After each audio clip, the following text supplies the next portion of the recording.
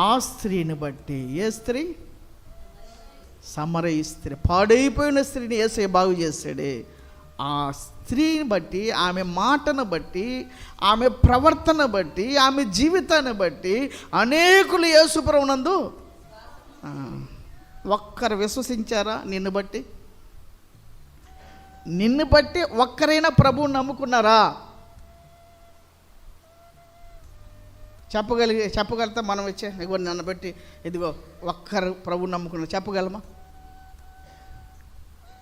ఒట్టోళ్ళంగా మనం ఉండకూడదంట.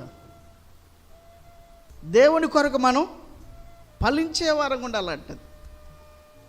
దేవుని కొరకు మనుషులు సంపాదించుకునేవారని.